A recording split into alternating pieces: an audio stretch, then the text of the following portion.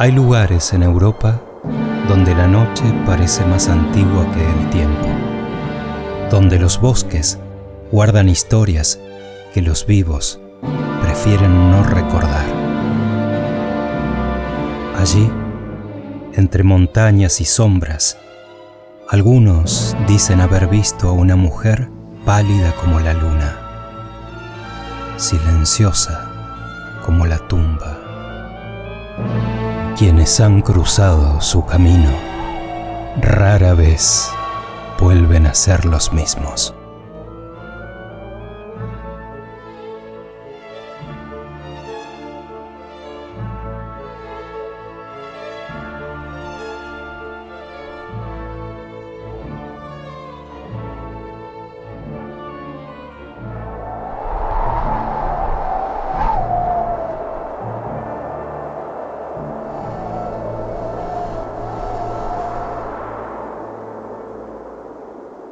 Capítulo primero. Los Montes Cárpatos. Soy polaca. Nací en Sandomir, es decir, en un país donde las leyendas llegan a ser artículos de fe, donde creemos en nuestras tradiciones de familia tanto, o más quizá, que en el Evangelio. Ninguno de nuestros castillos deja de tener su espectro, ni existe una sola cabaña sin su espíritu familiar. Tanto en la mansión del rico como en la del pobre, en el castillo como en la choza, se reconoce lo mismo el principio amigo que el principio enemigo. A veces entran en lucha y combaten. Entonces suenan en las galerías misteriosos rumores, rugidos espantosos en las viejas torres, terremotos terribles que estremecen las paredes, que obligan tanto a aldeanos como a caballeros a huir lo mismo de la cabaña que del castillo, corriendo a la iglesia en busca de la cruz bendita o de las santas reliquias, únicos preservativos contra los demonios que nos atormentan. Pero otros principios combaten allí siempre cara a cara, principios más terribles, más encarnizados, más implacables aún: la tiranía y la libertad. El año 1825 presenció entre la Rusia y la Polonia una de esas luchas en las cuales diríase que se vierte toda la sangre de un pueblo, como se vierte a menudo toda la sangre de una familia. Mi padre y mis dos hermanos habían alzado pendón contra el nuevo zar, yendo a agruparse bajo la bandera de la independencia polaca, vencida siempre, pero siempre erguida. Supe un día que mi hermano más joven había sucumbido. Otro día me anunciaron que mi hermano mayor había sido herido de muerte. Y por fin, después de un día entero, durante el cual había estado oyendo el aterrador rugido del cañón que incesantemente se aproximaba, vi llegar a mi padre con un centenar de jinetes, restos de los 3000 hombres que capitaneara. Venía a encerrarse en nuestro castillo, con intención de enterrarse bajo sus ruinas. Mi padre, que nada temía por él, temblaba por mí. En efecto, para mi padre no se trataba más que de la muerte, pues que estaba bien seguro de no caer vivo en manos de sus enemigos. Pero para mí se trataba de la esclavitud, del deshonor, de la vergüenza. De los 100 hombres que le quedaban, eligió mi padre 10. Llamó al intendente, le entregó todo el oro y joyas que poseíamos, y recordando que, cuando la segunda partición de Polonia, mi madre, casi niña, había encontrado un refugio impenetrable en el monasterio de Zajastrú, situado en medio de los montes Cárpatos, le ordenó conducirme a ese monasterio que, hospitalario para la madre, no sería sin duda menos hospitalario para la hija. No obstante el gran amor que me profesaba mi padre, la despedida no fue larga. Según toda probabilidad, los rusos debían avistar el castillo al siguiente día. y por lo tanto no había tiempo que perder. Púseme precipitadamente un traje de amazona, con el cual tenía por costumbre acompañar a mis hermanos en sus cacerías. Se me ensilló el caballo más seguro de la cuadra. Mi padre colocó en el arzón sus propias pistolas, obra maestra de Toula, abrazóme y dio la orden de partida. Durante la noche y la jornada del siguiente día hicimos 20 leguas, siguiendo las orillas de una de esas rías sin nombre que van a arrojarse en brazos del Vístula. Esta primera etapa nos había puesto fuera del alcance de los rusos. A los últimos rayos del sol habíamos visto brillar las nevadas cumbres de los montes Cárpatos. Al terminarse la jornada del siguiente día, alcanzamos su base, y por fin, al amanecer del tercer día, empezamos a penetrar en uno de sus desfiladeros. Nuestros montes Cárpatos no se parecen, por cierto, a las vivilizadas montañas de vuestro occidente. Cuanto la naturaleza tiene de extraño y grandioso, se presenta allí a las miradas en su más completa majestad. Sus tempestuosas cimas se pierden en las nubes, cubiertas de eternas nieves. Sus inmensos bosques de abetos se inclinan sobre el pulido espejo de los lagos, parecidos a mares, lagos cuya límpida superficie nunca surcó la menor navecilla, cuyo cristal, profundo como el azul del cielo, jamás empañó la red del pescador. Allí apenas resuena de vez en cuando la voz humana, entonando algún canto moldavo al cual responden los gritos de los animales salvajes. Canto y gritos van entonces a despertar algún eco solitario, asombrado de que un rumor cualquiera le haya dado a conocer su propia existencia.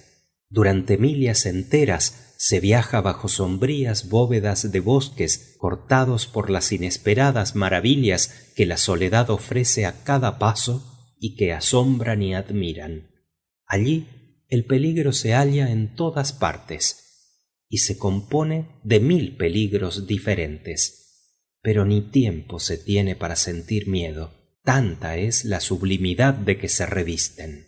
Aquí, cascadas improvisadas por el derretimiento de los hielos que, saltando de roca en roca, invaden repentinamente el estrecho sendero que seguís, sendero abierto por la bestia salvaje y el cazador que la persigue. Más allá, árboles minados por el tiempo que, desprendiéndose del suelo, caen con terrible estruendo parecido a un terremoto. Otras veces soplan huracanes que os envuelven de nubes por en medio de las cuales se ve brillar, alargarse y torcerse el rayo, parecido a una serpiente de fuego. Siguen a los elevados picos, a los bosques vírgenes, a las montañas gigantes, a las selvas sin límites, llanuras sin fin, verdadero mar con sus olas y tempestades, sábanas áridas y abolladas, donde la vista se pierde en un horizonte sin límites. Entonces no es ya terror lo que se siente, sino honda tristeza, vasta y profunda melancolía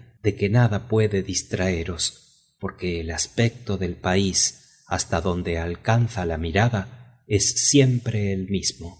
Subís y bajáis 20 veces cuestas parecidas, buscando en vano un camino trillado. Al verse así perdido el viajero en su propio aislamiento y en medio de los desiertos, se cree solo en la naturaleza y su melancolía se trueca en desolación. En efecto, la marcha parece haber llegado a ser una cosa inútil y que a nada puede conduciros.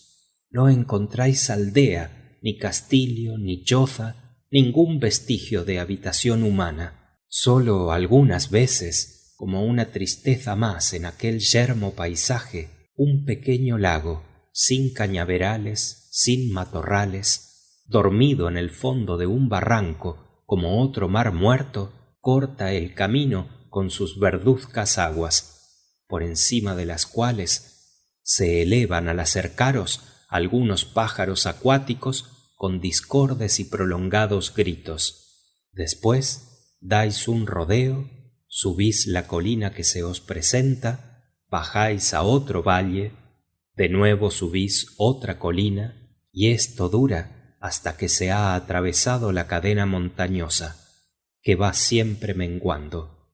Pero pasada esta cordillera, si volvéis hacia el mediodía, entonces recobra el paisaje toda su grandiosidad.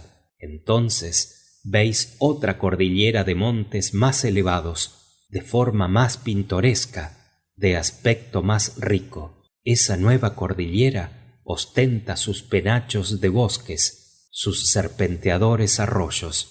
Con la sombra y el agua renace la vida en el paisaje.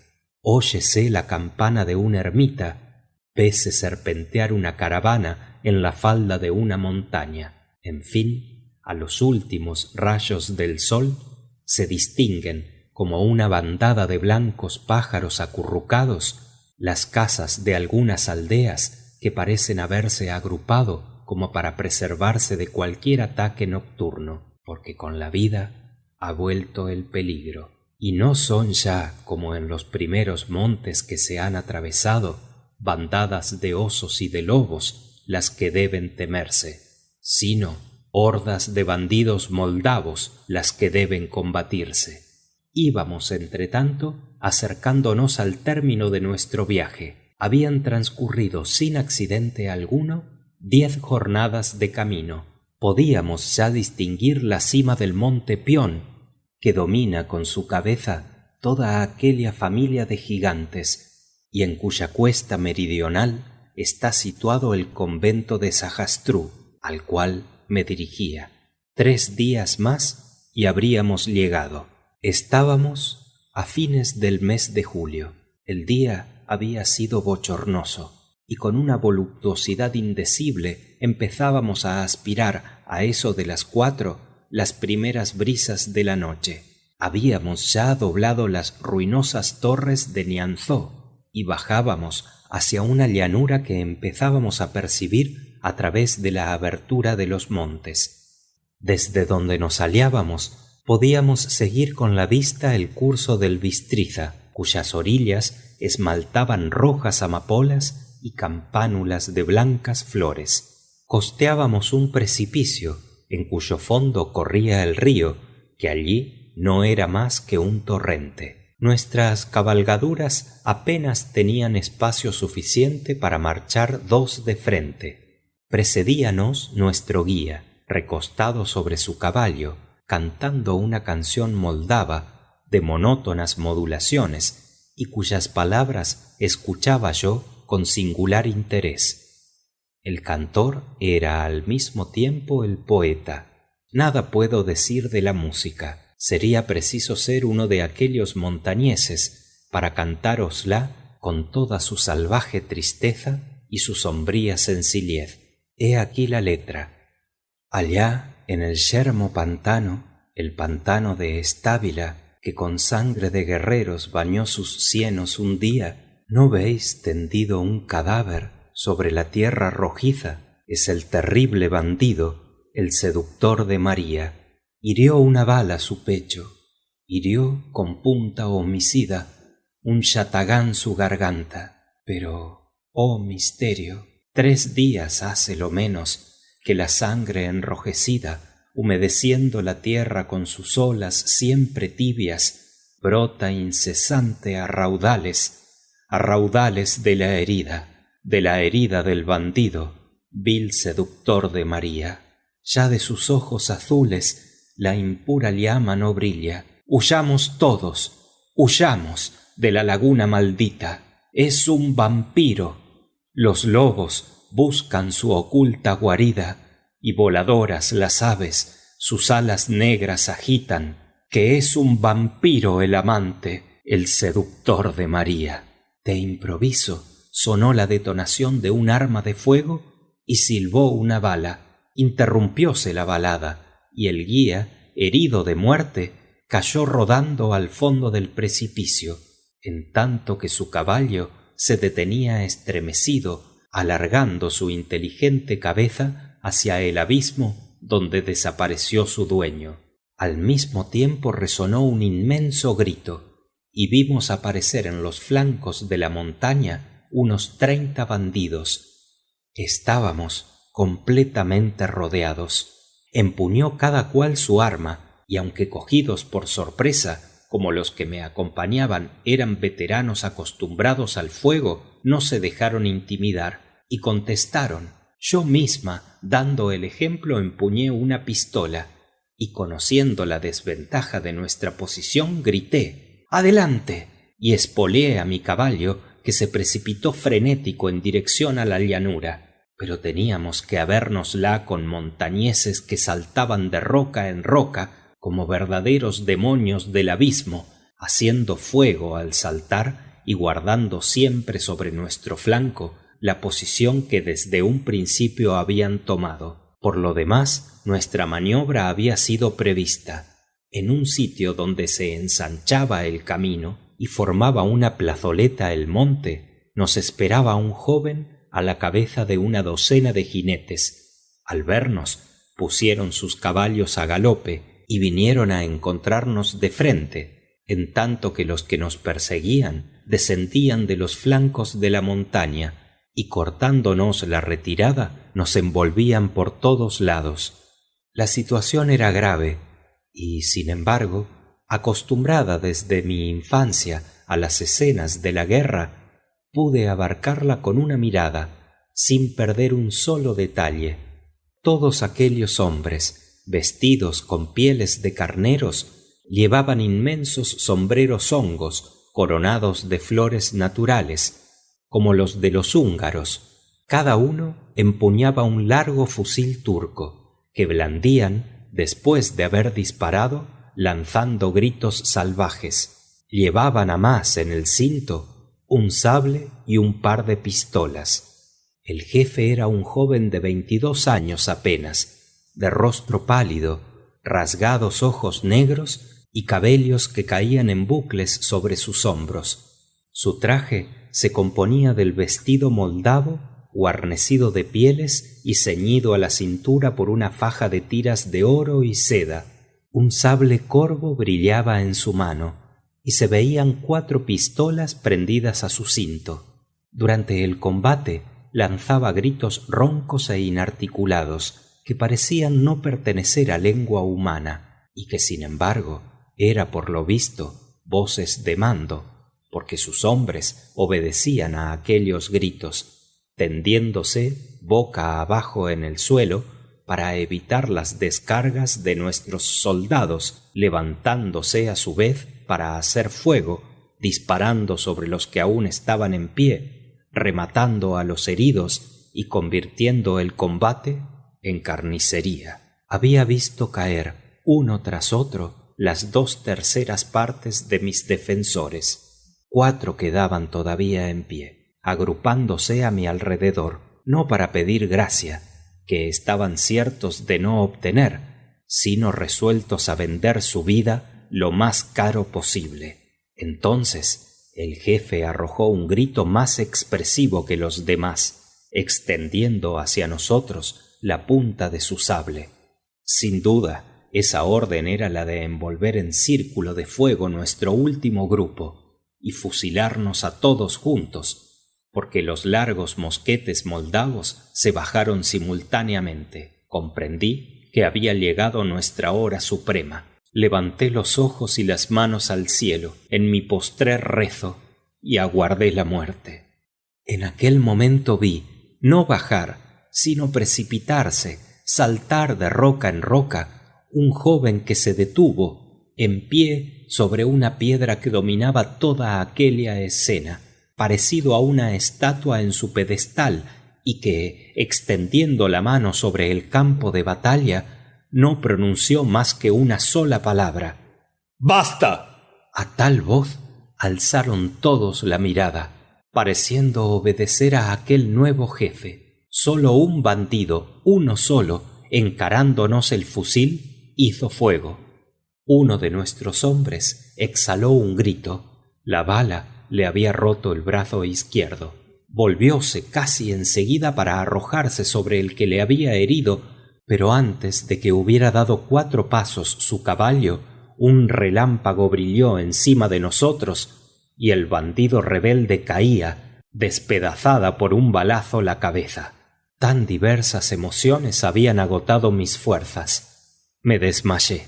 Cuando recobré mis sentidos, me hallaba tendida en la hierba, apoyada la cabeza sobre las rodillas de un hombre de quien solo veía la mano blanca y cubierta de sortijas rodeando mi talle, en tanto que ante mí, en pie, cruzado de brazos, el sable bajo uno de ellos, manteníase el jefe moldavo que contra nosotros había dirigido el ataque. «Kostaki», decía en francés y en tono de mando el que me sostenía, «vais al instante a ordenar que vuestros hombres se retiren y a dejarme cuidar a esta mujer». «Hermano mío», respondió el aludido, que parecía contenerse con pena, «hermano mío, cuidad de no apurar mi paciencia. Yo os dejo el castillo, dejadme vos el bosque. En el castillo vos sois el dueño, pero yo soy aquí el soberano. Bastaríame aquí una palabra para obligaros a obedecerme. Kostaki, soy el mayor, es decir, el dueño en todas partes. Lo mismo en el castillo que en el bosque. Lo mismo allí que aquí. ¡Oh! Soy de la sangre de Brancován, como vos mismo, acostumbrado también a mandar, y mando. Vos, Gregoriska, mandáis a vuestros lacayos, pero a mis soldados no. Vuestros soldados son bandidos, Kostaki, bandidos, que haré colgar de las almenas de nuestras torres si al instante no me obedecen. Pues bien, tratad de mandárselo. Entonces sentí que el que me sostenía retiraba suavemente la rodilla y colocaba con cuidado mi cabeza sobre una piedra. Seguíle ansiosa con la vista y pude ver al mismo joven que había caído, por decirlo así, del cielo en medio de nuestra pelea, y que sólo había podido entrever por haberme desmayado en el instante mismo en que habló. Tendría unos 24 años, era de elevada estatura, y en sus grandes ojos azules se leían resolución y firmeza singulares. Sus largos cabellos rubios, indicio de la raza eslava, caíanle sobre los hombros, como los del arcángel San Miguel, ornando unas mejillas jóvenes y frescas. Entreabría sus labios desdeñosa sonrisa, dejando ver una doble hilera de perlas. Su mirada era la que cruza el águila con el rayo. Iba vestido con una especie de túnica de terciopelo negro.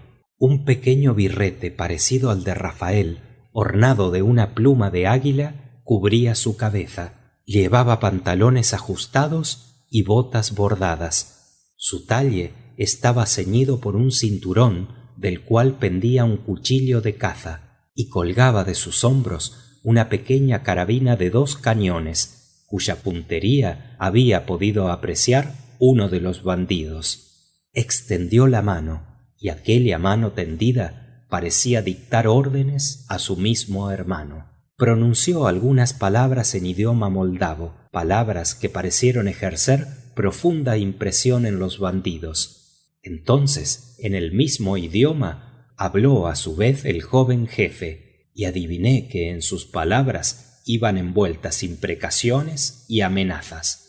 Pero a aquel largo y acalorado discurso, el mayor de los 2 hermanos solo respondió una palabra. Los bandidos se inclinaron, hizo un gesto, y los bandidos se alinearon tras de nosotros.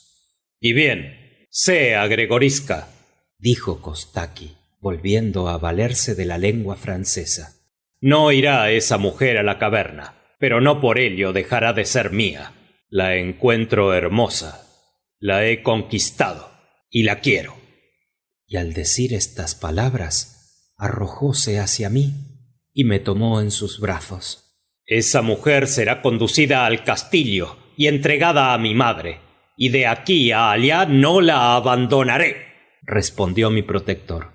¡Mi caballo!, gritó Kostaki en lengua moldava. 10 bandidos se apresuraron a obedecer y presentaron al dueño el caballo que pedía.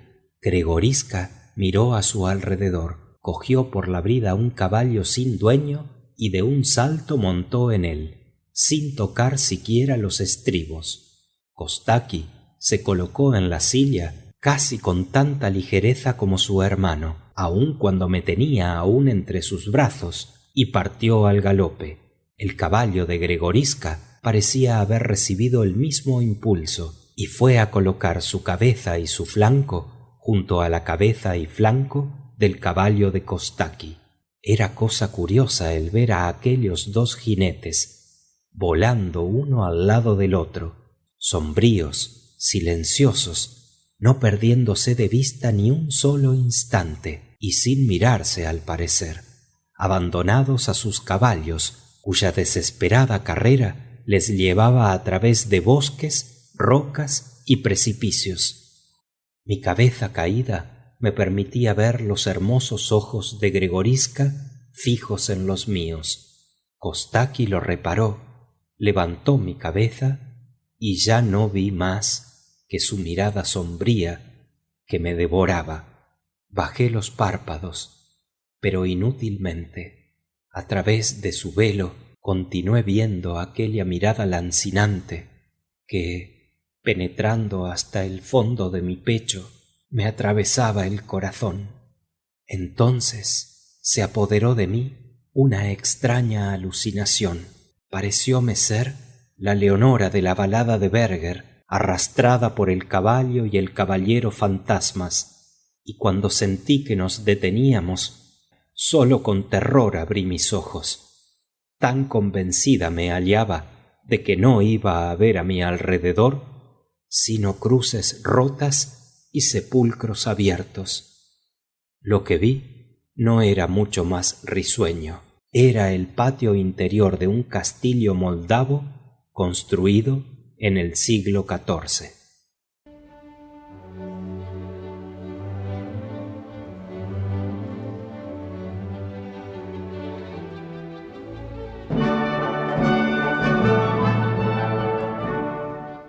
Capítulo 2. El castillo de Brankovan.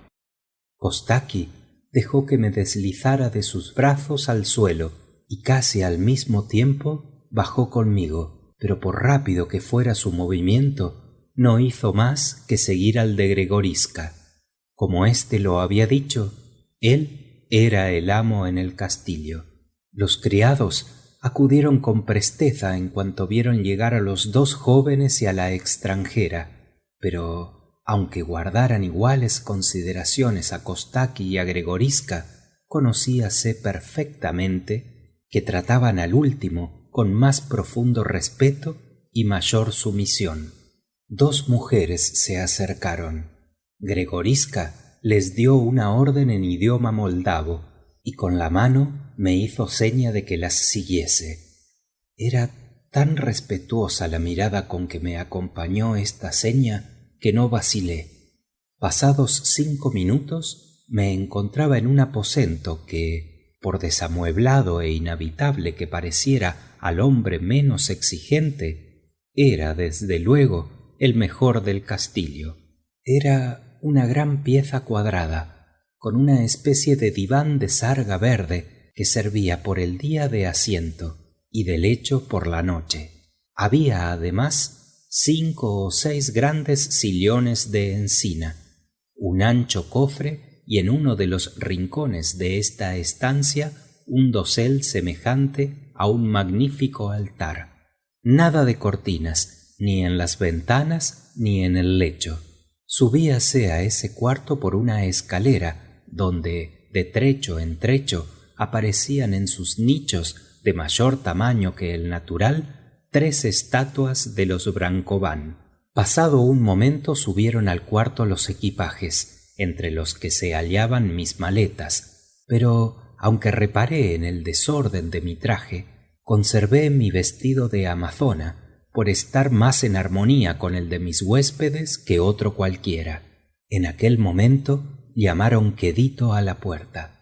«Entrad», dije naturalmente en francés, porque ya sabéis que el francés es para nosotros los polacos una lengua casi materna. Gregoriska entró. «Ah, señora, cuánto me alegro de que habléis francés». «Y yo también», le respondí, «puesto que por esta casualidad he podido apreciar vuestra generosa conducta para conmigo. En este idioma me habéis librado de los designios de vuestro hermano, y en este mismo idioma voy a expresaros mi sincero reconocimiento». «Gracias, señora. Era natural que me interesara por una mujer que se encontraba en vuestra situación. Hallábame cazando en la montaña cuando oí detonaciones irregulares y continuas, por lo que comprendí que se trataba de algún ataque a mano armada, y me dirigí a donde sonaba el tiroteo. Gracias a Dios llegué a tiempo. Pero ¿me permitiréis, señora, que me informe del casual motivo por que una mujer de distinción como vos se ha arriesgado a penetrar en nuestras montañas?» «Soy polaca», le respondí. «Mis 2 hermanos acaban de sucumbir en la guerra contra Rusia. Mi padre, a quien he dejado dispuesto a defender nuestro castillo contra el enemigo, sin duda a estas horas ha ido ya a reunirse con ellos en el sepulcro, y yo, obedeciendo las órdenes de mi padre, huyendo de aquellas escenas de muerte, venía a buscar un refugio en el monasterio de Zajastrú, donde mi madre encontró en su juventud y en iguales circunstancias un asilo seguro».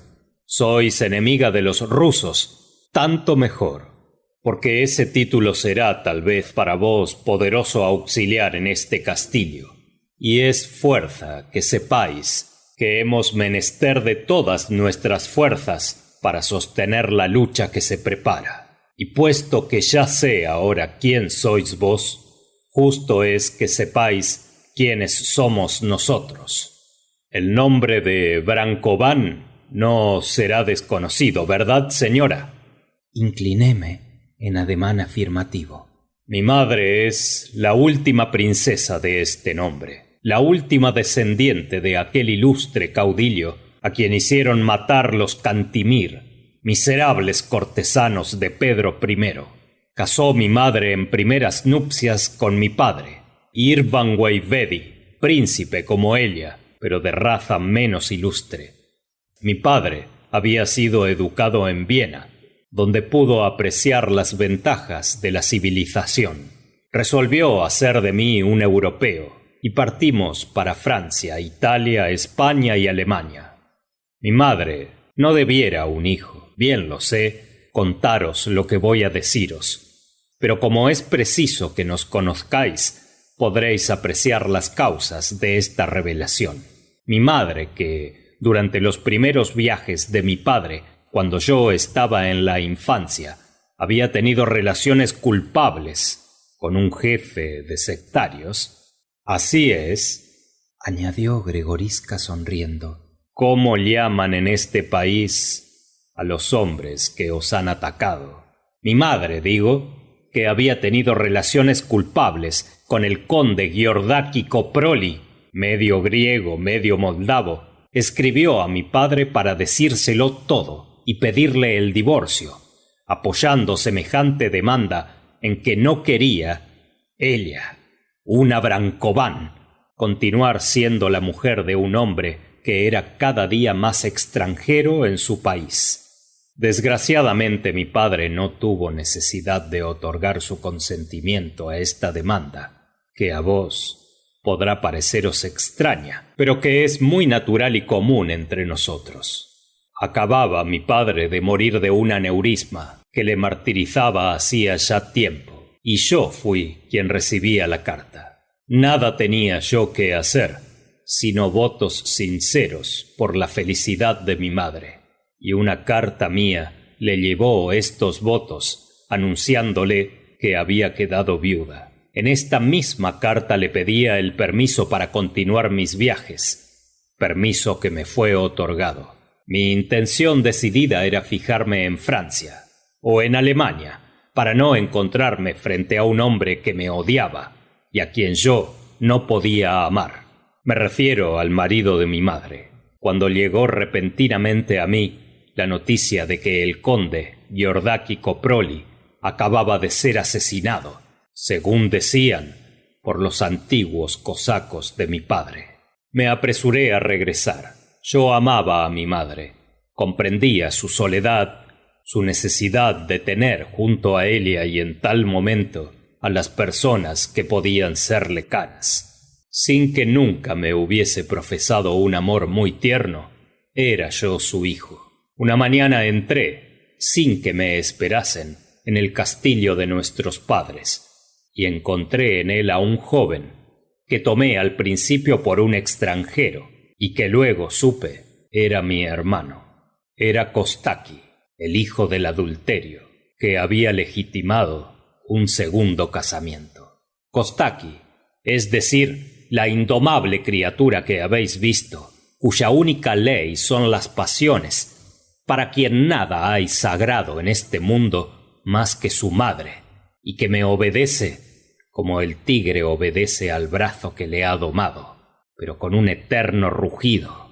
y retenido por la vaga esperanza de devorarme un día. En el interior del castillo, en la morada de los Brancován y de los Guaivedi, soy todavía el amo, pero fuera de este recinto, al hallarse al aire libre, vuelve a ser el salvaje hijo de los bosques y de los montes, que todo quiere doblegarlo bajo su voluntad de hierro. ¿Cómo ha cedido hoy?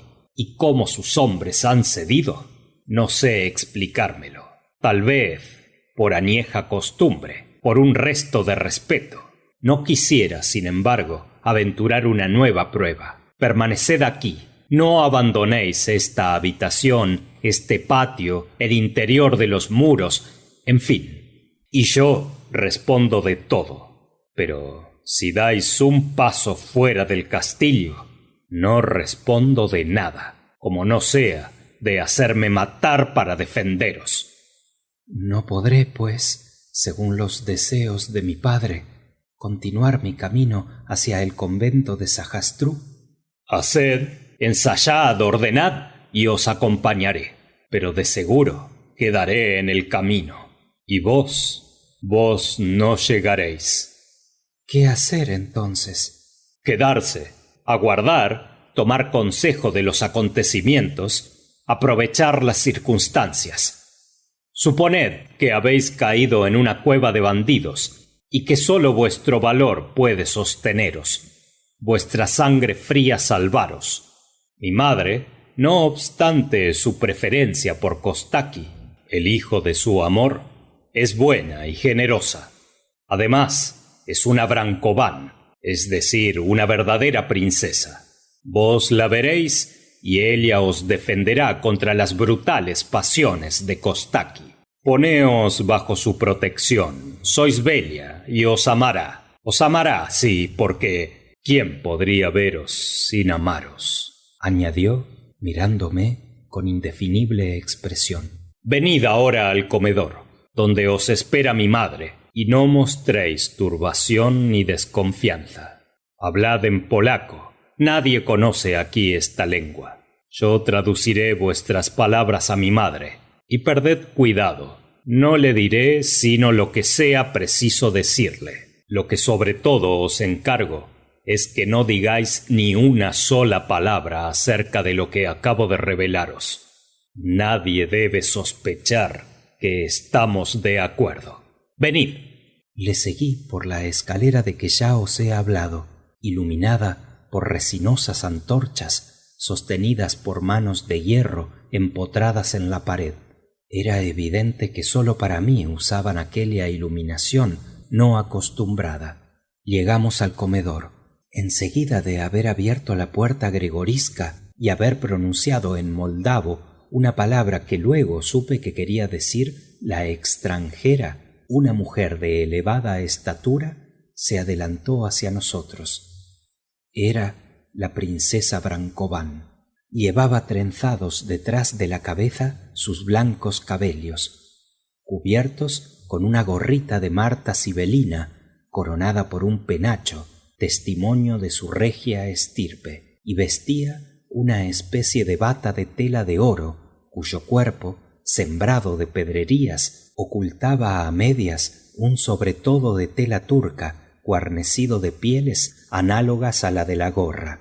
En la mano un rosario de cuentas de ámbar. A su lado estaba Kostaki, llevando el espléndido y majestuoso traje Madgyar, con el cual me pareció aún más extraño.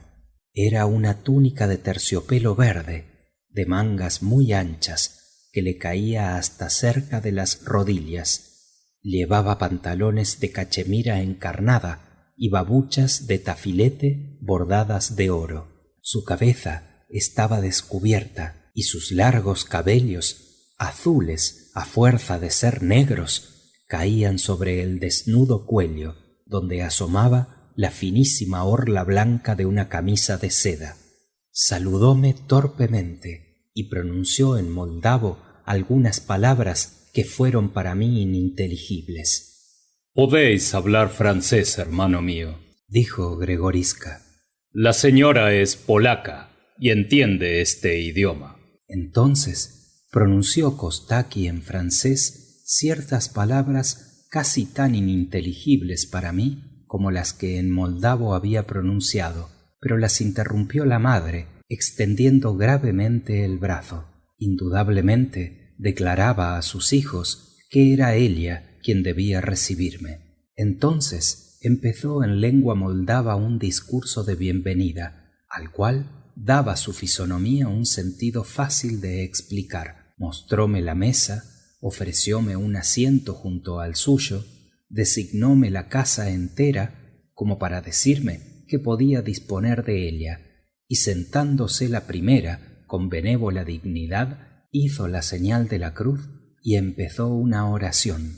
Cada uno ocupó entonces su asiento fijado por la etiqueta. Gregoriska sentóse junto a mí. Yo era la extranjera y por consiguiente ocupaba el sitio honorífico de Kostaki junto al de su madre, Smeranda, así era como se llamaba la princesa. Gregoriska también había mudado de traje. Llevaba, como su hermano, la túnica Madgyar, solo que era de terciopelo granate, y sus pantalones de cachemira azul. Pendía de su cuello una magnífica condecoración, el Nizam del sultán Mahmud.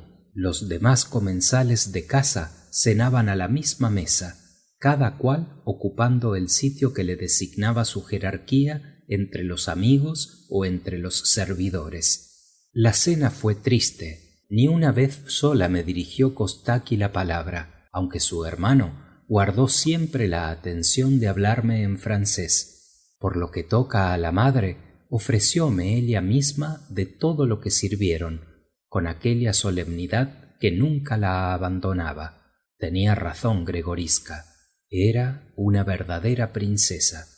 Después de la cena, Gregoriska se adelantó hacia su madre, explicándole en lengua moldava la necesidad que sentiría sin duda de hallarme sola, y cuán necesario me sería el descanso después de un día tan lleno de emociones. Smeranda hizo con la cabeza una seña de aprobación, tendióme la mano, besóme en la frente, como lo hubiera hecho con su hija, y me deseó una feliz noche en su castillo.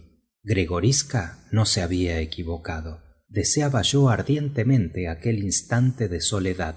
Así pues, di las gracias a la princesa, que me acompañó hasta la puerta, donde me esperaban las dos mujeres que me habían conducido anteriormente a mi habitación.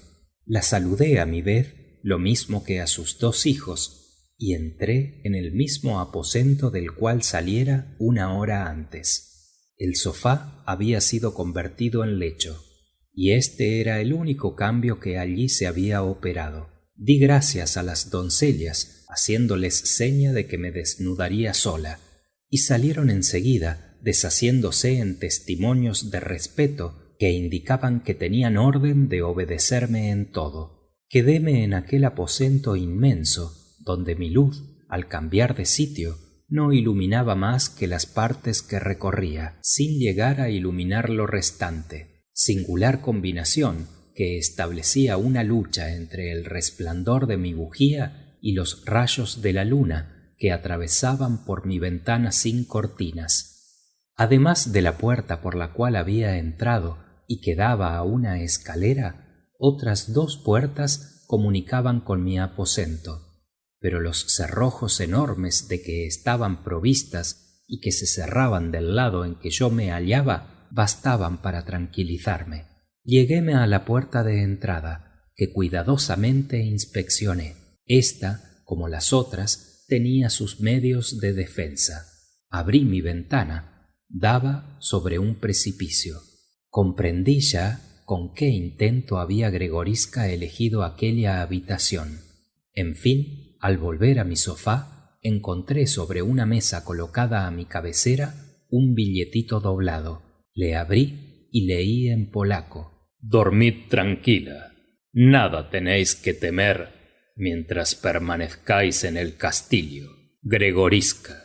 Seguí el consejo que me daba y, vencida por la fatiga, me acosté y me dormí.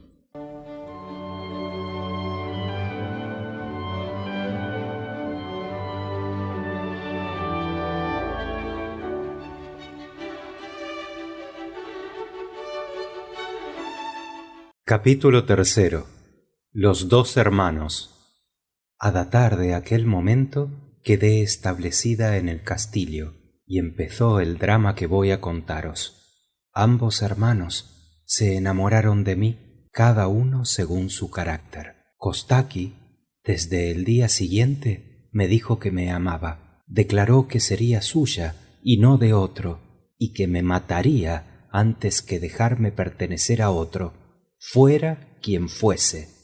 Gregorisca nada dijo, pero me rodeó de cuidados y atenciones. Todos los recursos de una educación brillante, todos los recuerdos de su juventud pasada en las más nobles cortes de Europa fueron empleados para complacerme. Y, ¡ay!, no era difícil. Al primer sonido de su voz había yo sentido que aquella voz acariciaba mi alma. A la primera mirada de sus ojos sentí que aquella mirada penetraba hasta mi corazón. A los 3 meses Kostaki me había repetido 100 veces que me amaba y yo le odiaba.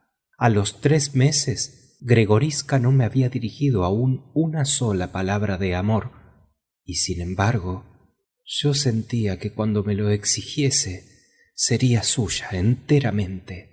Kostaki había renunciado a sus correrías. Ya no abandonaba el castillo. Había abdicado por de pronto en favor de una especie de teniente que, de vez en cuando, venía a recibir sus órdenes y desaparecía. Smeralda me amaba también, con apasionada amistad, cuya expresión me daba miedo.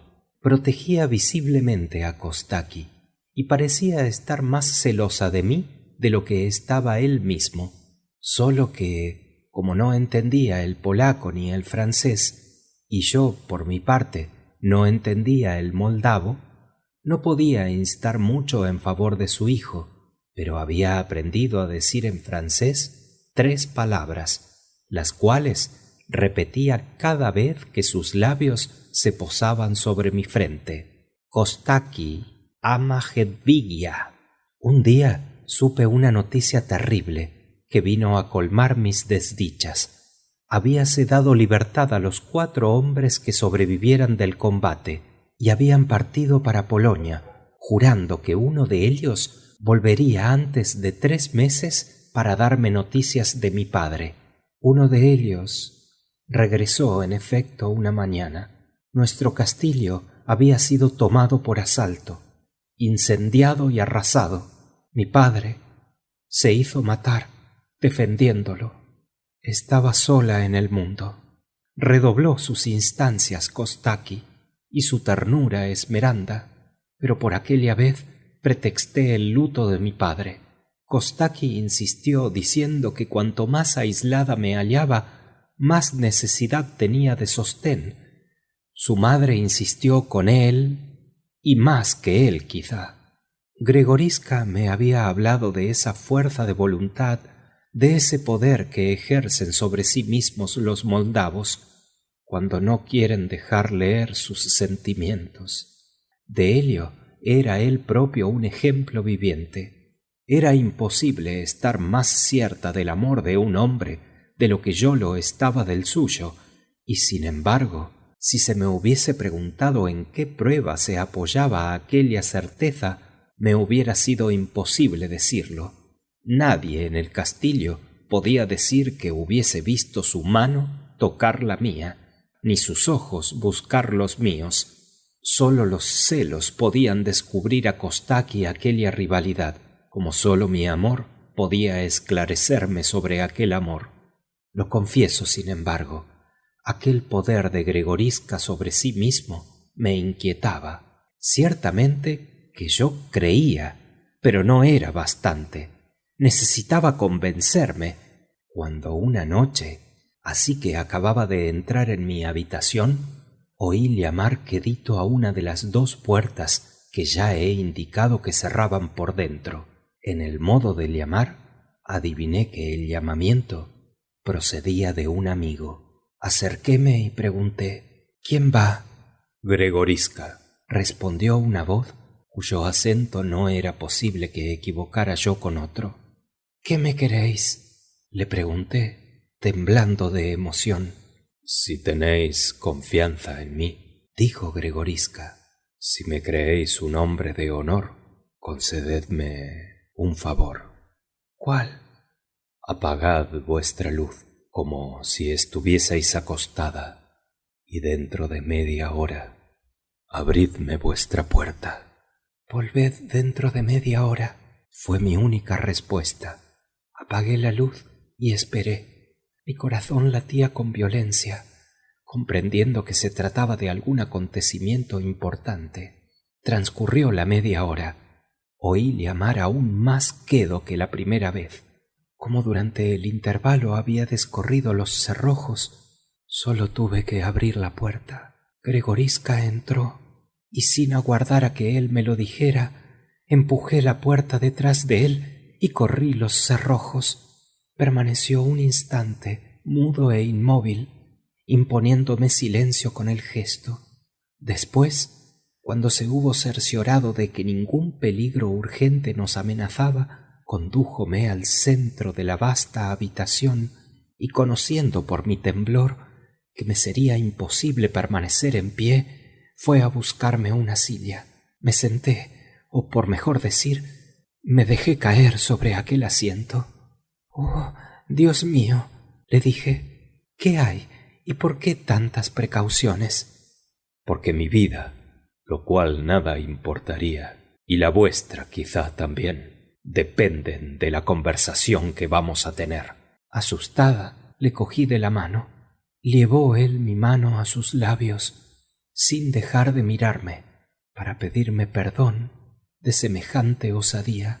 Yo bajé los ojos. Era expresar en silencio mi consentimiento.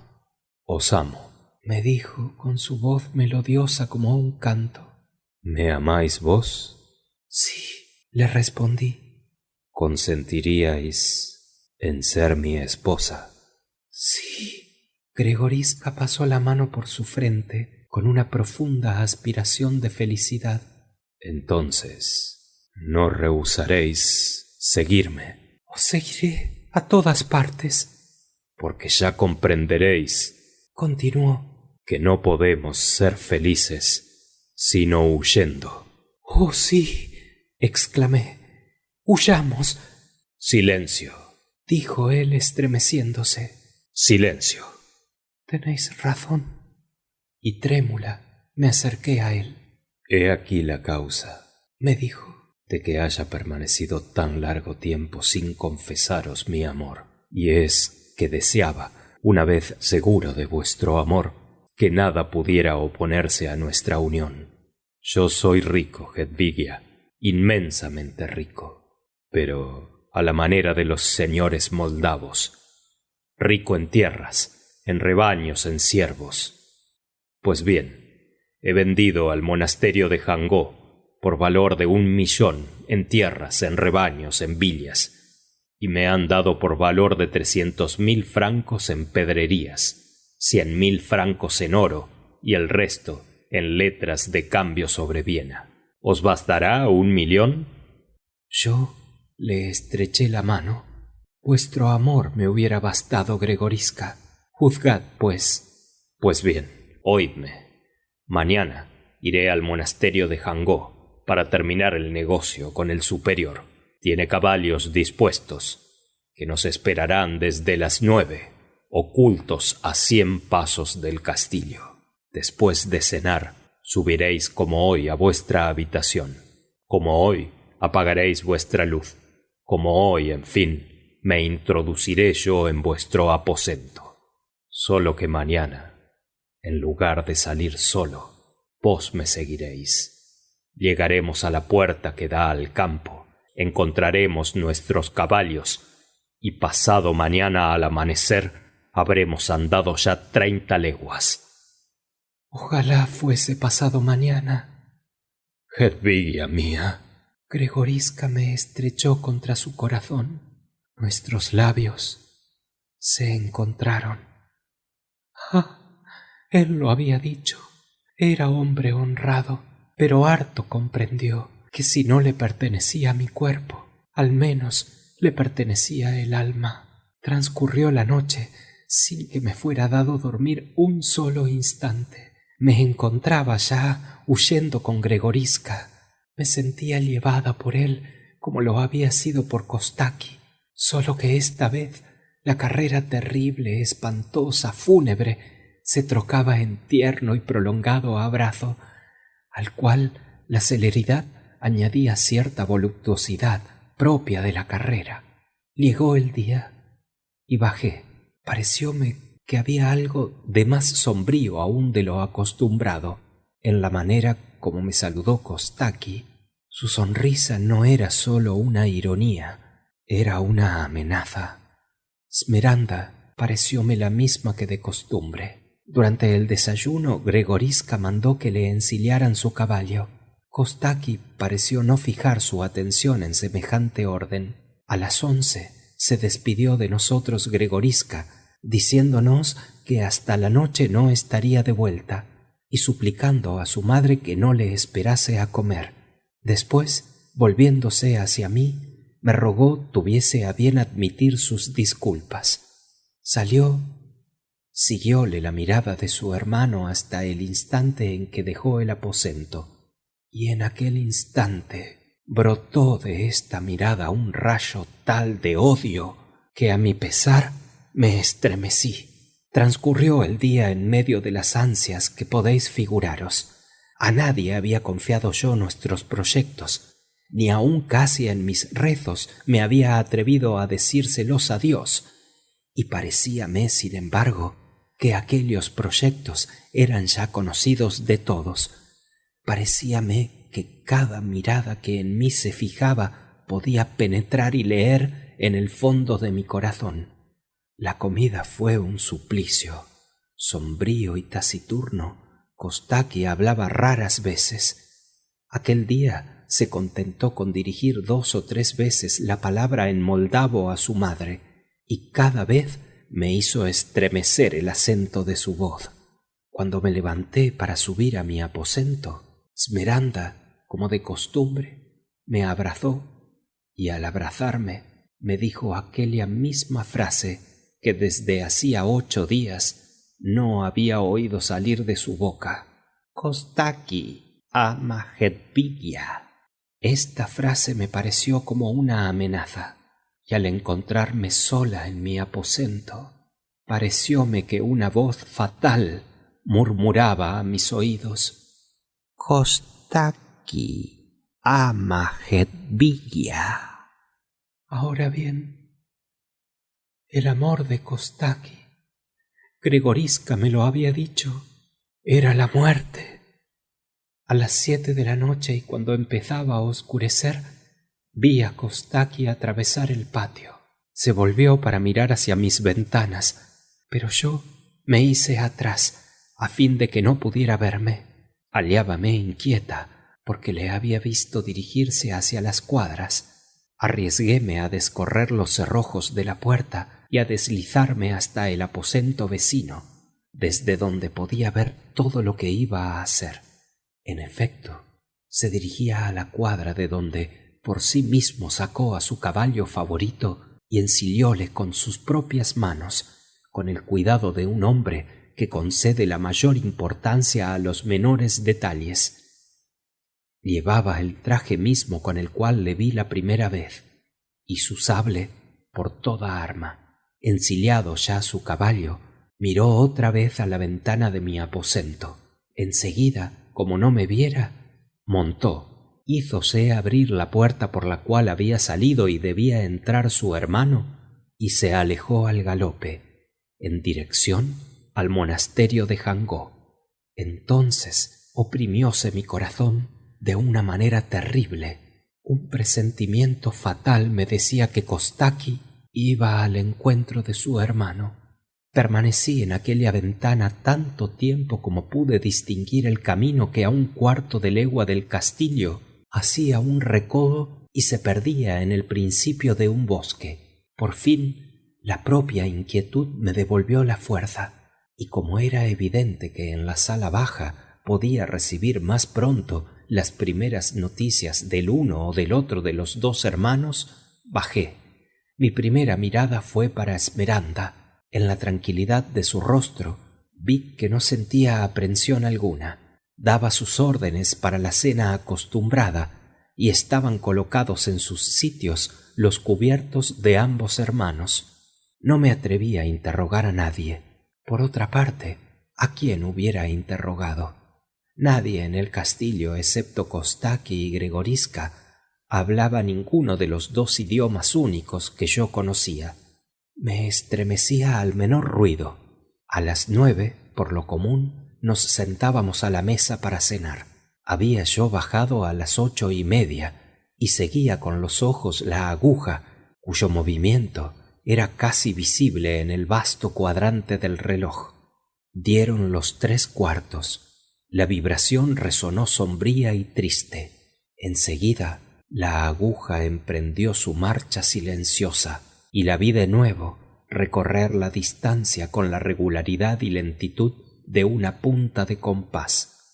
Algunos minutos antes de las 9 parecióme oír en el patio el galope de un caballo. Esmeralda lo oyó también, porque volvió la cabeza del lado de la ventana, pero era demasiado obscura la noche para que pudiese ver nada. ¡Oh! Si me hubiese mirado en aquel momento, ¿cómo hubiera adivinado lo que pasaba en mi corazón? No había sonado más que el galope de un solo caballo, y era muy natural. Ya sabía yo que no regresaría más que un solo caballero. Pero, ¿cuál? Resonó en la antesala el rumor de unas pisadas. Estas eran lentas. Parecían gravitar sobre mi corazón. Abrióse la puerta y vi diseñarse una sombra en la oscuridad. Esta sombra se paró un instante en el umbral de la puerta. Mi corazón estaba suspenso. La sombra se adelantó, y a medida que iba penetrando en el círculo de luz, yo respiraba. Reconocí a Gregoriska. Un instante más de dolor y rompíase mi corazón. Reconocí a Gregoriska, sí, pero pálido como la muerte. Solamente con verle se adivinaba ya que acababa de ocurrir algo terrible. —¿Eres tú, Kostaki? —preguntó Esmeralda. —No, madre mía —respondió Gregoriska con voz sorda. —Ah, por fin estáis aquí. ¿Y desde cuándo acá debe esperaros vuestra madre? —Madre mía —dijo Gregoriska fijando una mirada en el reloj—, no son más que las 9. En aquel momento, efectivamente, dieron las 9. —¿Verdad es? —dijo Esmeralda. —¿Dónde está vuestro hermano? A mi pesar, pensé que era la misma pregunta que Dios había dirigido a Caín. Gregoriska no respondió. ¿Nadie ha visto a Kostaki?, preguntó Esmeralda. El mayordomo le informó. A las 7, dijo éste, el conde ha ido a la cuadra a ensiliar por sus propias manos su caballo, y ha partido por el camino del monasterio de Jangó. En aquel momento encontráronse mis ojos con los de Gregoriska. No sé si fue realidad o alucinación, pero me pareció que una gota de sangre lucía en medio de su frente. Llevé lentamente el dedo a mi propia frente, indicando el sitio donde creía ver aquella mancha. Comprendióme Gregoriska, tomó su pañuelo y se enjugó. Sí, murmuró Esmeralda. Habrá encontrado algún oso, algún lobo que se habrá entretenido en perseguir. Por cosa tan baladí deja un hijo a su madre. ¿Dónde le habéis dejado, Gregoriska? Decid. Madre mía, respondió Gregoriska, con voz conmovida pero entera. Mi hermano y yo no hemos partido juntos. Bien está, dijo Esmeralda. Sírvase la cena, y sentémonos a la mesa, y ciérrense las puertas. Los que estén fuera, dormirán fuera. Las 2 primeras partes de esta orden fueron ejecutadas al pie de la letra. Esmeralda ocupó su asiento. Sentóse Gregoriska a su derecha y yo a su izquierda. Después salieron los criados para cumplir la tercera orden, es decir, para cerrar las puertas del castillo. En aquel momento oyóse un gran rumor en el patio, y un sirviente azorado se precipitó en el comedor exclamando: «Princesa, el caballo del conde Kostaki acaba de entrar en el patio, solo y cubierto de sangre». «¡Oh!», murmuró Esmeralda, irguiéndose pálida y amenazadora. «¿Así entró una noche el caballo de su padre?». Dirigí la vista hacia Gregoriska. No estaba ya pálido, estaba lívido. En efecto, el caballo del conde Coproli había entrado una noche en el patio del castillo, cubierto de sangre, y 1 hora después los servidores habían encontrado y traído el cuerpo cubierto de heridas. Esmeralda tomó un hachón de manos de uno de los criados, adelantóse hacia la puerta, la abrió y bajó al patio. Al asustado caballo apenas podían contenerle 3 o 4 servidores. Esmeralda se adelantó hacia el animal, miró la sangre que manchaba su silla y descubrió una herida en lo alto de la frente. «Kostaki ha sido muerto de frente», dijo la princesa. «En duelo y por un solo enemigo. Buscad su cuerpo, hijos míos, que más tarde buscaremos su matador». Como el caballo había entrado por la puerta de Jangó, todos los servidores se precipitaron por esta puerta y relucieron los hachones por la campiña hasta perderse en el bosque, como en una hermosa noche de verano se ven centellear las luciérnagas en las llanuras de Niza y Pisa. Esmeralda, como si hubiese estado convencida de que las pesquisas no serían largas, esperaba de pie en la puerta. Ni una lágrima corría de los ojos de aquella desolada madre, y sin embargo sentíase rugir la desesperación en el fondo de su alma. Gregoriska estaba detrás de ella, y yo junto a Gregoriska. Por un instante, al abandonar el salón, había tenido la intención de ofrecerme el brazo, pero no se atrevió. Al cabo de 1/4 de hora o poco más, se vio por la revuelta del camino aparecer una antorcha, enseguida 2, después todas. Solo que aquella vez, en lugar de desparramarse por la campiña, estaban agrupadas en torno de un centro común. Este centro común, según pudo verse muy pronto, se componía de una litera y de un hombre tendido sobre ella. El fúnebre cortejo avanzaba, pero lentamente. A los 10 minutos llegó a la puerta. Al reparar en la madre viva que esperaba al hijo muerto, los que lo llevaban se descubrieron instintivamente. Después entraron silenciosos en el patio. Esmeralda les siguió y nosotros seguimos a Esmeralda. De ese modo llegamos al salón, en el cual fue depositado el cuerpo. Entonces, con ademán de suprema majestad, Esmeralda se abrió paso y, acercándose al cadáver, dobló en tierra una rodilla, separó los cabellos que ocultaban su rostro y permaneció contemplándole por largo tiempo, enjutos los ojos. Abriendo enseguida la túnica moldava, entreabrió la camisa manchada de sangre. La herida estaba en el costado derecho del pecho. Debía haber sido causada por una hoja recta y cortante de 2 filos. Recordé haber visto aquel día mismo, en el cinto de Gregorisca, el largo cuchillo de caza que servía de bayoneta a su carabina. Busqué el arma en su cinto, pero había desaparecido. Esmeralda pidió agua, mojó su pañuelo en ella y lavó los cruentos bordes. La sangre fresca y pura subió a enrojecer los labios de la herida. El espectáculo que ante los ojos se me ofrecía presentaba no sé qué de atroz y de sublime a la vez.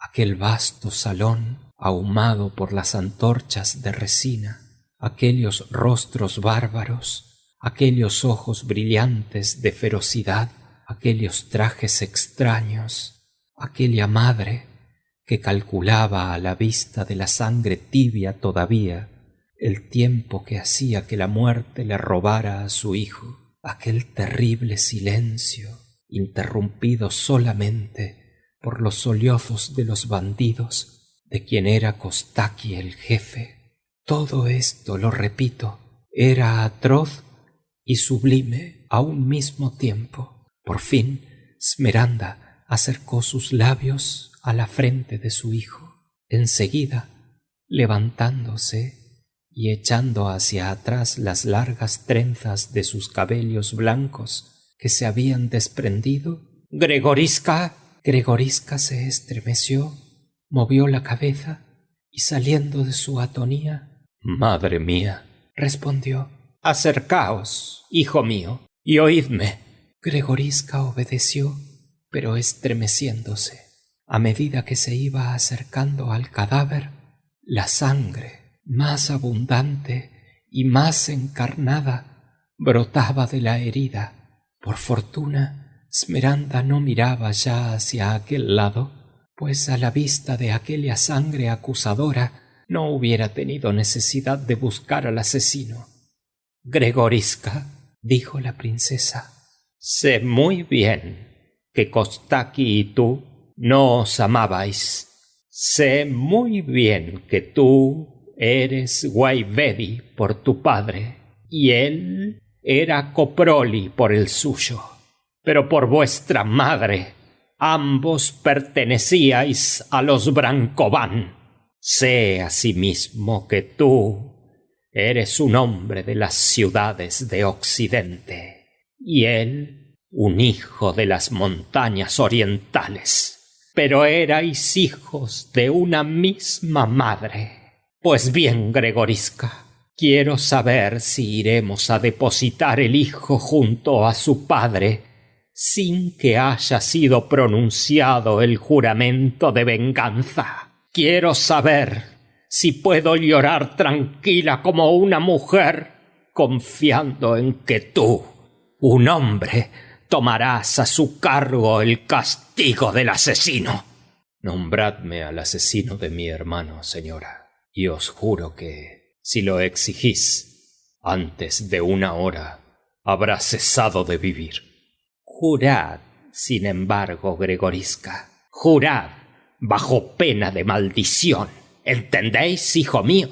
Jurad que morirá el asesino, que no dejaréis piedra sobre piedra de su casa, que su madre, sus hijos, sus hermanos, su mujer o su desposada morirán por vuestra mano. Jurad e invocad sobre vos la cólera celeste si faltáis a tan sagrado juramento. Invocad para vos, si faltáis a tan santo voto, la miseria, la execración de vuestros amigos, la maldición de vuestra madre.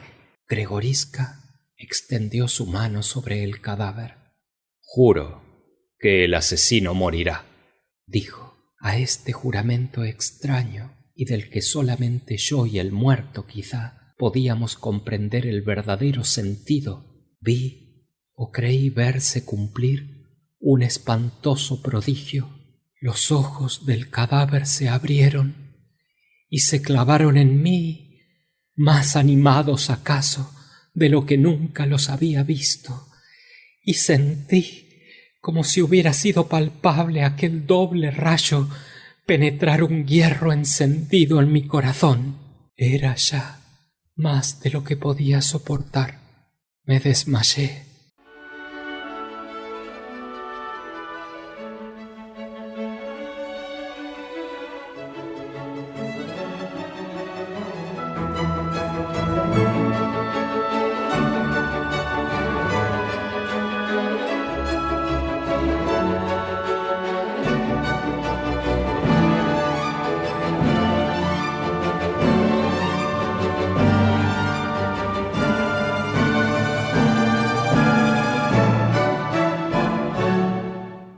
Capítulo 4. El monasterio de Jangó.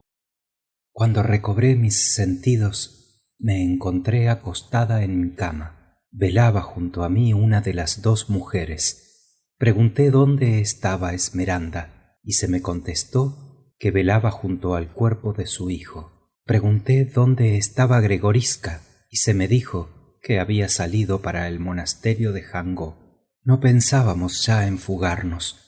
No había muerto Kostaki. No se trataba tampoco de matrimonio. ¿Podía casarme con el fratricida?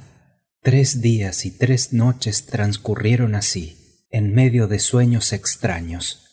Ya durmiese, ya estuviese despierta, veía siempre aquellos 2 ojos vivos en aquel rostro muerto. Era una visión horrible. Al 3er día debía efectuarse el entierro de Kostaki. Por la mañana me llevaron de parte de Esmeralda un traje completo de viuda. Me vestí y bajé. La casa parecía deshabitada. Todo el mundo se hallaba en la capilla. Encaminéme hacia allí. Al ir a penetrar en el sagrado recinto, Esmeralda, a quien no había visto desde 3 días antes, atravesó el umbral y llegóse a mí. Parecía una estatua del dolor. Con un movimiento leve como el de una estatua, posó sus labios helados sobre mi frente y con voz sepulcral pronunció sus acostumbradas palabras. Kostaki, ama Hedvigia. No podéis figuraros el efecto que produjeron en mí estas palabras. Semejante protesta de amor hecha en tiempo presente, en vez de tiempo pasado. Ese ama en vez de amaba, ese amor de ultratumba que venía a buscarme en vida, produjo en mí una terrible impresión. Al mismo tiempo, un extraño sentimiento se apoderaba de mí, como si yo hubiese sido, en efecto, la mujer del que había muerto, y no la prometida del que estaba vivo. Aquella tumba me atraía hacia sí, a pesar mío, dolorosamente, como dicen que la serpiente atrae al pájaro que fascina. Busqué con los ojos a Gregoriska y le vi pálido, en pie y apoyado contra una columna. Sus ojos estaban fijos en el cielo y no puedo por lo tanto decir si me vio. Los monjes del monasterio de Jangó rodeaban el cuerpo entonando salmodias del rito griego, armoniosas alguna vez, monótonas casi siempre. Yo también quise rezar, pero expiró en mis labios la oración. Hallábase mi espíritu perturbado en tal manera que parecíame más bien asistir a un conciliábulo de demonios que a una reunión de sacerdotes. En el instante en que se llevaron el cuerpo, quise seguirle, pero las fuerzas me faltaron. Sentí vacilar mis piernas y me apoyé en la puerta. Entonces acercóseme Esmeralda e hizo una seña a Gregorisca. Gregorisca, obediente, se acercó. Enseguida, Esmeralda me dirigió la palabra, en lengua moldava. Mi madre me manda repetiros palabra por palabra lo que va a decir, murmuró Gregorisca. Entonces Esmeralda habló de nuevo. Cuando hubo concluido, he aquí las palabras de mi madre, dijo Gregorisca. Lloráis a mi hijo, Hedvigia, porque le amabais, ¿no es verdad? Os doy gracias por vuestras lágrimas y por vuestro amor. De aquí en adelante sois mi hija, lo mismo que si Kostaki hubiese sido vuestro esposo. De aquí en adelante tenéis una patria, una madre, una familia.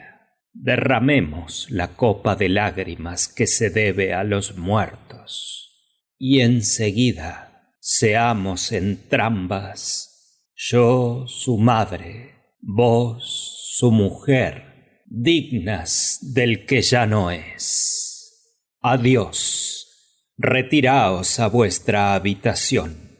Yo voy a seguir a mi hijo hasta su última morada. A mi vuelta me encerraré con mi dolor y no me veréis hasta que lo habré vencido. Pero no lo dudéis, le venceré porque no quiero que me mate. No pude contestar a estas palabras de Esmeralda, traducidas por Gregorisca, sino con un gemido. Subí a mi aposento y el cortejo se alejó. Vile desaparecer por un recodo del camino. El monasterio de Jangó no distaba más que media legua del castillo por el atajo, pero lo montañoso del terreno obligaba al camino a torcer, y siguiendo éste se empleaban en el viaje cerca de 2 horas. Estábamos en noviembre, los días eran fríos y cortos. A las 5 era ya de noche. A cosa de las 7 vi reaparecer las antorchas. Era el cortejo fúnebre que regresaba. El cadáver reposaba en el panteón de sus padres. Todo había concluido. Os he indicado ya la obsesión extraña de que era presa desde el fatal acontecimiento que a todos nos había vestido de luto, y especialmente desde que había visto abrirse y fijarse en mí unos ojos que la muerte había cerrado. Aquella noche, fatigada por las emociones de todo el día, estaba aún más triste. Oía dar una tras otra las horas en el reloj del castillo, y me iba entristeciendo a medida que el tiempo transcurrido me acercaba al instante en que Kostaki había muerto. Oí dar las 9:15. Entonces una sensación extraña se apoderó de mí. Era un terror espeluznante que recorría todo mi cuerpo, helándolo, y mezclado con este terror, algo como un sueño invencible que entorpecía mis sentidos. Mi pecho se oprimió, veláronse mis ojos, extendí los brazos y fui a caer de espaldas sobre mi lecho. Sin embargo, mis sentidos no se habían amortiguado tan completamente que me impidieran oír un rumor de pisadas acercándose a mi puerta. Enseguida me pareció que ésta se abría. Después ya no vi ni oí nada más. Únicamente sentí un vivísimo dolor en el cuello, después de lo cual caí en completo letargo. A medianoche desperté. Mi lámpara estaba aún encendida. Quise levantarme, pero estaba tan débil que me fue preciso probarlo 2 o 3 veces. Vencí, empero, esta debilidad, y como despierta, Sentí en el cuello el mismo dolor que había experimentado en mi adormecimiento. Me arrastré apoyándome en la pared hasta el espejo y miré. Algo parecido a la picadura de un alfiler marcaba la arteria de mi cuello. Pensé que algún insecto me había mordido durante mi sueño, y como estaba fatigada a lo sumo, me acosté y me dormí. Al día siguiente desperté como de costumbre, y como de costumbre quise levantarme tan pronto como se abrieron mis ojos, pero sentí una debilidad que no había experimentado más que una sola vez en mi vida, el día siguiente de una sangría. Me acerqué al espejo y me asombró mi palidez. El día transcurrió triste y sombrío. Experimentaba una impresión extraña. Tenía necesidad de permanecer inmóvil, porque todo movimiento era para mí una fatiga. Llegó la noche. Encendieron mi lámpara. Las camareras, al menos lo comprendí por sus gestos, me ofrecieron quedarse. Les di las gracias y salieron. A la hora misma de la víspera experimenté los mismos síntomas. Quise entonces levantarme y pedir socorro, pero no pude andar ni hasta la puerta. Oí vagamente el timbre del reloj, dando las 8:75. Resonaron los pasos. Abrióse la puerta, pero nada veía, nada oía, y como la víspera, había ido a caer tendida sobre mi cama. Como la víspera, sentí un agudo dolor en el mismo sitio. Como la víspera también, me desperté a las 12 de la noche, solo que mucho más débil y mucho más pálida. Se renovó todavía al siguiente día la terrible obsesión. Estaba decidida a bajar hasta la habitación de Esmeralda, por débil que me encontrase, cuando una de las doncellas entró en mi cuarto y pronunció el nombre de Gregoriska. Gregoriska iba tras ella. Quise levantarme para recibirlo, pero volví a caer en mi sillón. Lanzó un grito al verme y quiso precipitarse hacia mí, pero tuve fuerza suficiente para extender mi brazo hacia él. —¿Qué venís a hacer aquí? —le pregunté. —Ay, venía a despedirme de vos. Venía a deciros que dejo este mundo, que me es insoportable sin vuestro amor y sin vuestra presencia. Venía a deciros que me retiro al monasterio de Jangó. —Mi presencia os está vedada, Gregoriska —le respondí—, pero no mi amor. Ay, yo os amo siempre, y mi mayor pena es que de hoy en adelante este amor sea casi un crimen.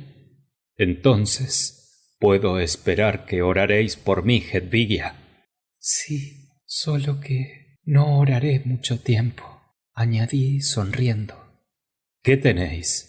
¿Por qué estáis tan pálida? —Tengo que Dios se compadece de mí y me llama a su lado. Gregoriska se me acercó, tomóme una mano que no tuve fuerza para retirarle y mirándome fijamente: —Esa palidez no es natural, Hedvigia —me dijo—. ¿De qué proviene? Si os lo dijese, Gregoriska, creerías que estoy loca. No, no, decídmelo, Hedvigia, os lo suplico. Vivimos aquí en un país que a ningún otro se parece, en una familia que a ninguna otra se parece tampoco. Decidlo todo, os lo suplico. Entonces se lo conté todo. La extraña alucinación que me sobrecogía a la hora en que Kostaki había debido morir, el terror, el entorpecimiento, aquel frío glacial, aquella postración que me encadenaba a mi lecho, aquel ruido de pasos que creía oír, aquella puerta que creía ver abrirse, en fin, aquel dolor agudo seguido de una palidez y de una debilidad sin cesar crecientes. Había creído que mi relación le parecería a Gregoriska un principio de locura y la terminaba con timidez, cuando vi, por el contrario, que prestaba a mi relato atención profunda. Cuando hube acabado de hablar, reflexionó un instante. Así, me preguntó, ¿os dormís cada noche a las 9:45? Sí, por más esfuerzos que haga para resistir el sueño. ¿Creéis ver abrirse vuestra puerta? Sí, no obstante tener echado el cerrojo por dentro. ¿Sentís un dolor agudo en el cuello? Sí, a pesar de conservar apenas mi cuello la huella de una herida. ¿Queréis permitirme que la vea? Me dijo.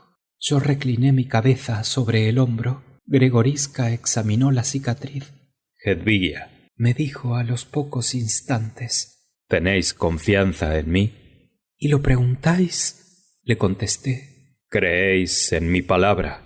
Como creo en los santos evangelios.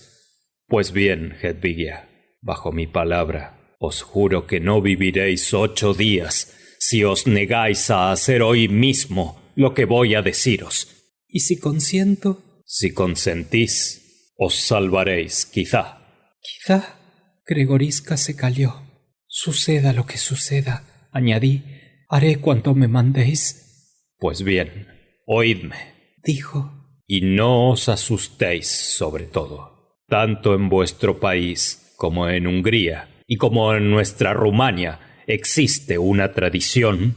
Me estremecí, porque la tradición a que aludía había ya acudido a mi memoria. Ah, exclamó. ¿Sabéis ya lo que quiero decir? Sí, respondí. He visto en Polonia a personas sometidas a tan horrible fatalidad. Supongo que hablaréis de los vampiros. Sí, cuando era muy niña, vi desenterrar en el cementerio de una villa perteneciente a mi padre 40 personas muertas en 15 días, sin que se pudiera adivinar la causa de su muerte.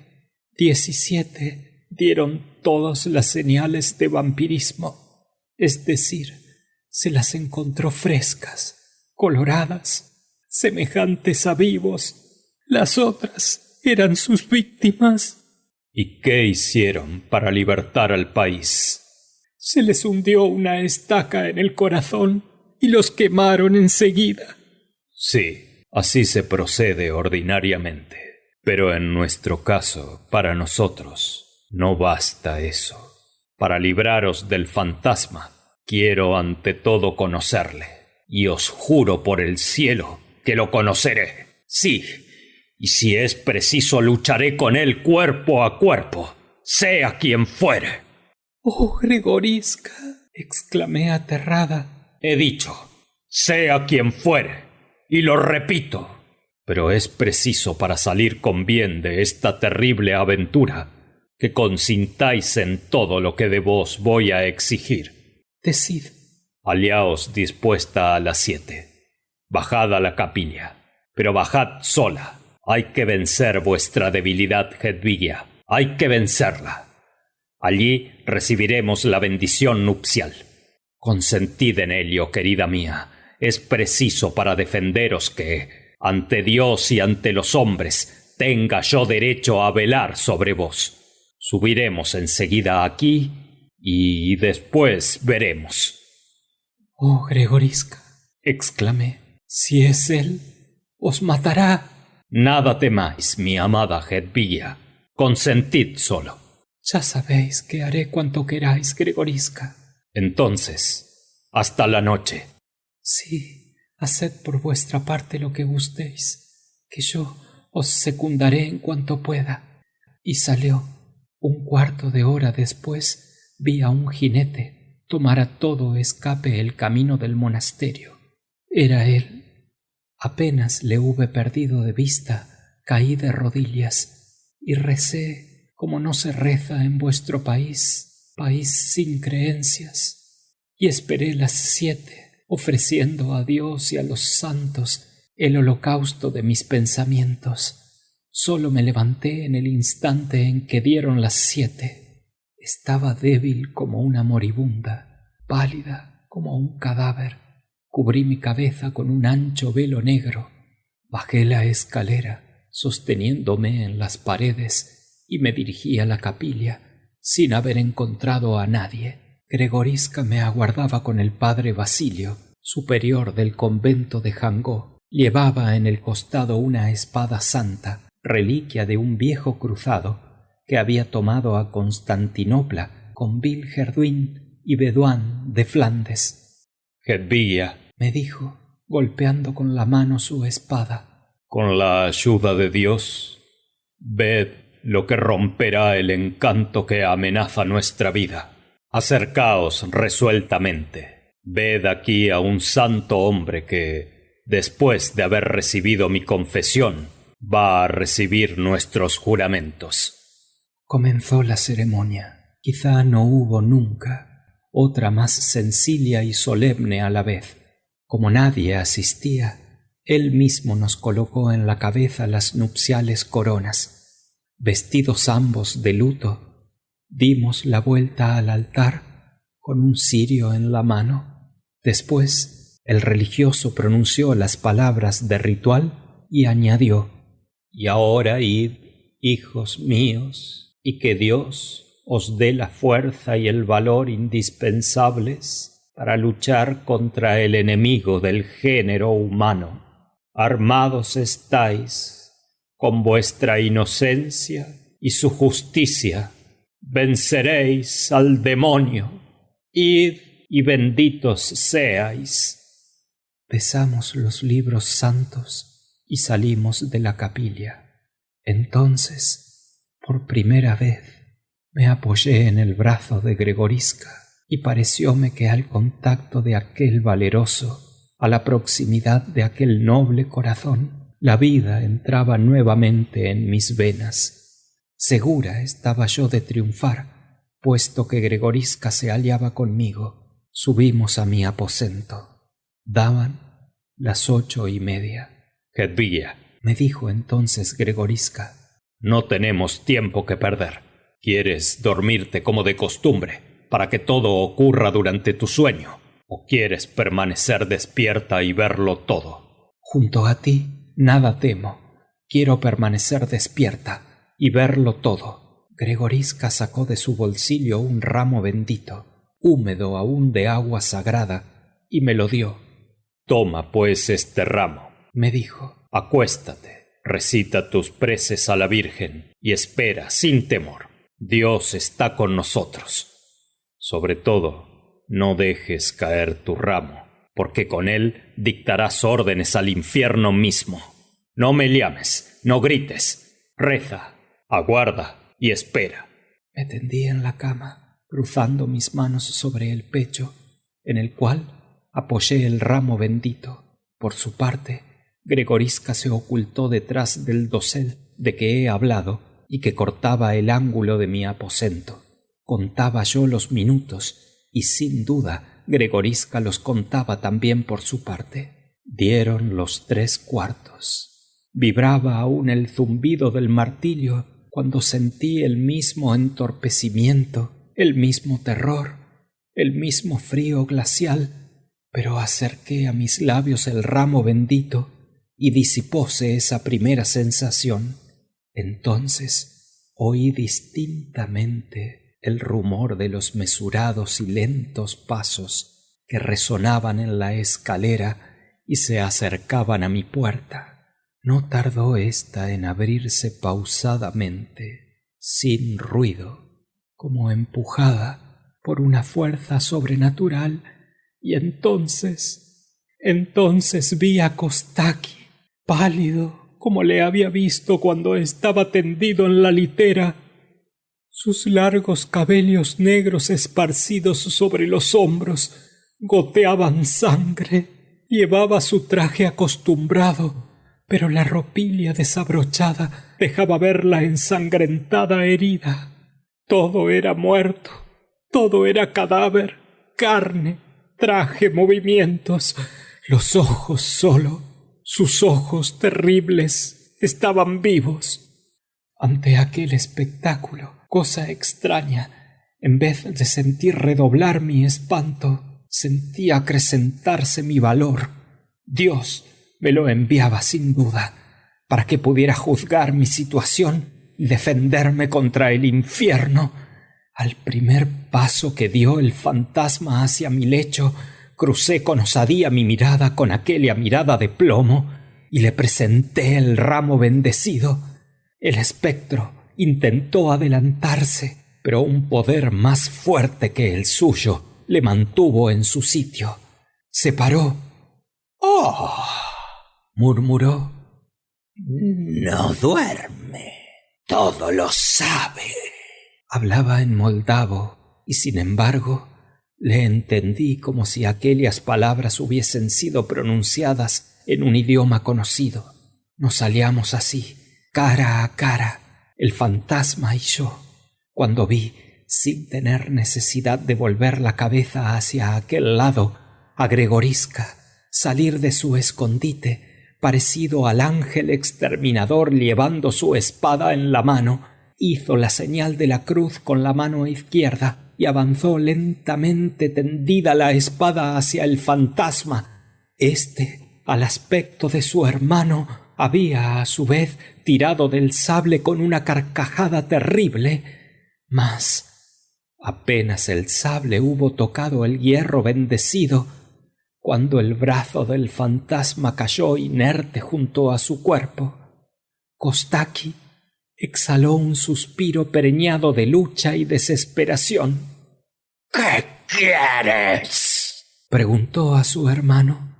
«En nombre del Dios vivo», exclamó Gregoriska, «te conjuro para que me respondas».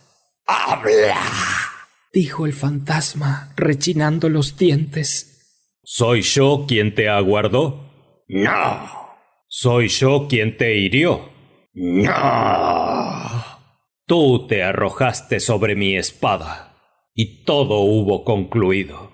Por consiguiente, a los ojos de Dios y de los hombres, no soy culpable del crimen de fratricidio. Tú no has recibido una misión divina, sino infernal. Tú has salido de la tumba, no como una sombra santa, sino como un espectro maldito, y vas a volver de nuevo a tu tumba. «Con ella sí», exclamó Kostaki, haciendo un esfuerzo supremo para apoderarse de mí. «¡Solo!», exclamó Gregoriska. «Esa mujer me pertenece». Y al pronunciar estas palabras, con la punta del hierro bendito, tocó la llaga viva. Kostaki exhaló un grito, como si le hubiese herido una espada de fuego, y llevando a su pecho la mano izquierda, dio un paso hacia atrás. Al mismo tiempo, y con un movimiento que parecía ir acorde con el suyo, Gregoriska dio un paso hacia adelante. Entonces, fijos sus ojos en los ojos del muerto, la espada apuntada al pecho de su hermano, comenzó una caminata lenta, terrible, solemne, algo parecido a la escena de Don Juan y del comendador, retrocediendo el espectro ante el sagrado acero, bajo la voluntad irresistible del campeón de Dios, siguiéndole éste paso a paso, sin pronunciar una sola palabra, jadeantes los dos, lívidos entrambos, el vivo empujando al muerto delante de él y obligándole a abandonar el castillo que había sido en lo pasado su morada, por la tumba que era su habitación en lo porvenir. Oh, era cosa horrible de ver, os lo juro, y no obstante, arrastrada yo por una fuerza superior, invisible, desconocida, sin darme cuenta de lo que hacía, me levanté y los seguí. Bajamos la escalera, iluminados solo por las pupilas ardientes de Kostaki. Así atravesamos la galería, así cruzamos el patio, así franqueamos la puerta con el mismo andar mesurado, el espectro hacia atrás, Gregoriska con el brazo extendido y yo siguiéndoles. Esta fantástica carrera duró 1 hora. Era preciso volver al muerto a su tumba, solo que, en vez de seguir el camino habitual, Kostaki y Gregoriska habían cortado el terreno en línea recta, inquietándose poco por los obstáculos que habían dejado de existir. Bajo sus pies se allanaba el suelo, secábanse los torrentes, retrocedían los árboles, separábanse las rocas. El mismo milagro se operó para mí que se operaba para Helios. Solamente el cielo me parecía cubierto de una gasa negra. La luna y las estrellas habían desaparecido y no veía brillar en la oscuridad de la noche más que los ojos de fuego del vampiro. De este modo llegamos a Jangó. De este modo pasamos a través del seto de arbustos que servía de muralla al cementerio. Apenas habíamos entrado, distinguí en la sombra la tumba de Kostaki, colocada al lado de la de su padre. Ignoraba que estuviese situada allí y la conocí, sin embargo. Aquella noche nada ignoraba yo, todo lo sabía. Gregoriska se detuvo a orillas de la abierta huesa. Kostaki, dijo, no ha concluido aún todo para ti. Una voz celeste me dice que serás perdonado si te arrepientes. Prometes volver a entrar en la tumba, prometes no salir de ella, prometes, en fin, consagrar a Dios el culto que hasta ahora has tributado al infierno. No, respondió Kostaki. ¿Te arrepientes?, preguntó Gregoriska. No. Por última vez, Kostaki. No. Pues bien, llama en tu auxilio a Satanás, como yo invoco a Dios, y veamos de nuevo quién saldrá victorioso. Dos gritos resonaron a un mismo tiempo. Cruzáronse los aceros, brotando chispas, y el combate duró 1 minuto que me pareció un siglo. Kostaki cayó. Vi alzarse la espada terrible, la vi hundirse en su cuerpo y clavar aquel cuerpo en la tierra recientemente removida. Un grito supremo, y que nada tenía de humano, desgarró el aire. Yo me precipité. Gregoriska había permanecido en pie, pero vacilando. Corrí y le sostuve en mis brazos. —¿Estáis herido? Le pregunté con ansiedad. No, díjome. Pero en un duelo semejante, mi querida Hedvigia, no es la herida la que mata, es la lucha. He luchado con la muerte y pertenezco a la muerte. Amado mío, exclamé, aléjate de aquí y volverá la vida tal vez. No, dijo él. Aquí está mi tumba, Hedvigia, pero no perdamos tiempo. Toma un poco de esa tierra impregnada con su sangre y aplícatela sobre la mordedura que te hizo. Es el único medio de preservarte en lo futuro de su horrible amor. Obedecí estremeciéndome. Inclinéme para recoger aquella ensangrentada tierra y al bajarme vi el cadáver clavado en el suelo. La espada bendita le atravesaba el corazón y brotaba de su herida una sangre negra y abundante, como si en aquel instante acabase de morir. Impregné un poco de tierra con la sangre y apliqué el horrible talismán sobre mi herida. Y ahora, mi adorada Hedvigia, dijo Gregoriska con su voz débil, escucha bien mis postreras instrucciones. Abandona el país tan pronto como puedas. Solo la distancia es una seguridad para ti. El padre Basilio ha recibido hoy mis voluntades supremas y a sus cuidados dejo encomendado el cumplimiento. Hedvigia, un beso, el último, el único, Hedvigia. Y yo muero. Y al decir estas palabras, Gregoriska cayó junto a su hermano.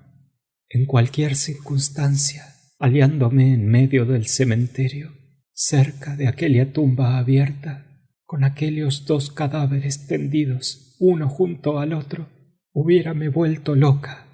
Pero ya lo he dicho, Dios había puesto en mí una fuerza igual a los acontecimientos de los que me hacía no solamente testigo, sino también actriz.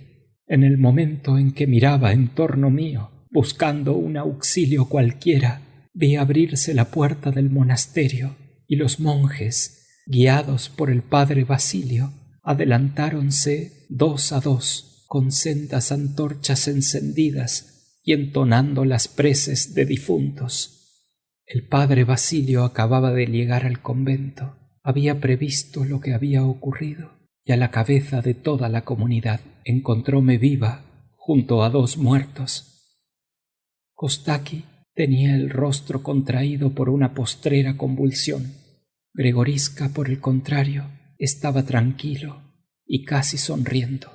Como lo había encargado Gregoriska, se le enterró junto a su hermano, el cristiano, guardando al condenado. Esmeralda, al saber aquella nueva desgracia y la parte que en ella había yo tomado, quiso verme. Fue por consiguiente a encontrarme al monasterio de Jangó y supo de mi boca todo lo que en aquella terrible noche había acontecido. Referíle en todos sus detalles la fantástica historia, pero me escuchó como Gregoriska me había escuchado, sin admiración, sin terror. Hedvigia, me dijo después de un momento de silencio, por extraño que sea lo que acabáis de contarme, no habéis dicho, sin embargo, más que la pura verdad. La raza de los Brancoban está maldita hasta la 3ª y 4ª generación por haber muerto un sacerdote a manos de un Brancoban. Pero ha llegado el término de la maldición, pues, aunque esposa, sois virgen, y en mí se extingue la raza. Si mi hijo os ha legado 1.000.000, tomadlo, y a mi muerte, aparte de los legados piadosos que cuento hacer, tendréis el resto de mi fortuna. Y ahora, creedme, seguid cuanto antes el consejo de vuestro esposo. Volveos pronto a los países donde no permite Dios que se cumplan esos terribles prodigios. De nadie necesito yo para que conmigo llore a mis hijos. Adiós, y no os inquietéis por mí. Mi suerte futura solo pertenece a mí y a Dios. Y después de haberme abrazado y besado en la frente como de costumbre, me dejó y fue a encerrarse en el castillo de Brancoban. 8 días después partí para Francia, y como lo había esperado Gregoriska, cesó de visitarme el terrible fantasma. Mi salud se ha restablecido también, y no he conservado de ese acontecimiento más que la palidez mortal que acompaña hasta la tumba a toda criatura humana que ha recibido el beso de un vampiro.